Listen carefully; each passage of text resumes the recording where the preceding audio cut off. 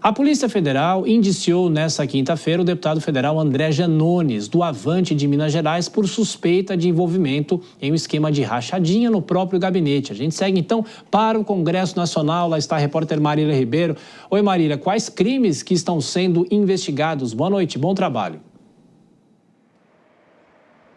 Oi, Thiago. Boa noite a você e todo mundo que está acompanhando a gente aqui no Jornal Jovem Pan. Então, o deputado federal André Janones, ele foi indiciado pela Polícia Federal por associação criminosa, peculato e corrupção passiva. O relatório final feito pela Polícia Federal já foi encaminhado ao Supremo Tribunal Federal, que tem como relator deste indiciamento o ministro Luiz Fux. Além de André Janones, Thiago, mais 2 ex-assessores do parlamentar também foram indiciados. No relatório feito pela Polícia Federal, aponta que André Janones é o eixo central em torno do qual a engrenagem criminosa gira. O deputado é acusado de supostamente participar de um esquema de desvio de salários de seus assessores do gabinete dele para poder cobrir despesas de campanha eleitoral. Em um áudio que foi vazado e divulgado pelo portal Metrópolis, diz que o deputado André Janones fazia esse tipo de rachadinha com os seus assessores parlamentares.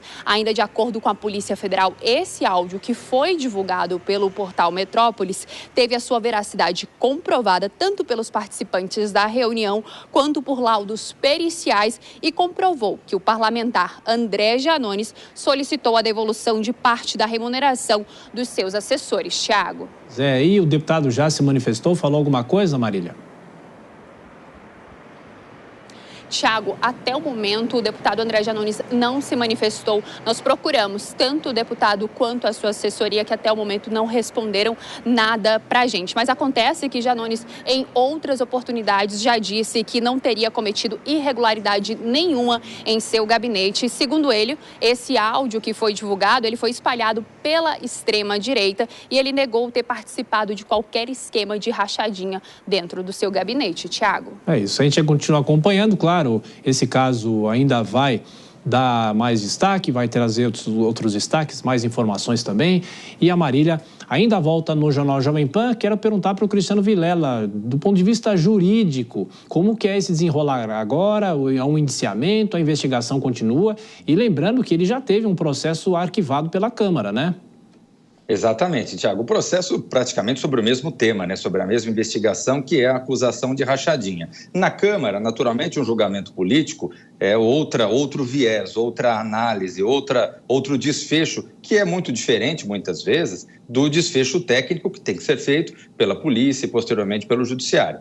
Agora, com esse indiciamento, o Ministério Público poderá, eventualmente, com base nessas informações que foram colhidas no relatório, entrar com uma denúncia, que essa denúncia poderá ser acolhida pelo juiz, no caso, o Supremo Tribunal Federal, por ele ser deputado, que é o ministro Luiz Fux, poderá ser acolhida pelo Judiciário, pelo Supremo Tribunal Federal, e aí sim ele poderá se tornar réu nesse processo. É uma primeira fase, é uma fase preparatória que apresenta o desfecho das investigações que foram feitas pela polícia. A dúvida é a seguinte, não é, Dora? Se essas investigações continuarem andando, ele pode sofrer lá na frente mais problemas do ponto de vista jurídico. Será que o Congresso Nacional não volta atrás? Não é que volta atrás, ou seja, mais partidos podem entrar contra ele, o próprio PL, que tinha feito aquela outra representação. Pois é, eu estava me perguntando exatamente o seguinte, se regimentalmente é possível apresentar um novo pedido. Nessa legislatura,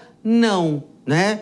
Mas não sei se aí no próximo ano ou só na próxima legislatura, porque, de qualquer maneira, se ele se tornar réu, se essa denúncia for aceita, fica muito ruim. Já está ruim para o Conselho de Ética, que considerou politicamente, porque ali o julgamento é também político, não é só, porque também tem que ser examinados os fatos, mas ali se considerou que estava tudo ok, podia até porque esse crime chamado, que é peculato, é chamado de rachadinha, é um crime mais ou menos comum ali, né? Então já ficou ruim para o Conselho de Ética, mas, de qualquer maneira, se ficar pior para o deputado André Janones, de repente pode haver uma nova ofensiva contra ele do ponto de vista político, do ponto de vista da perda do mandato ou de algum tipo de punição. De qualquer maneira, ainda que não haja isso, quando um deputado como André Janones, que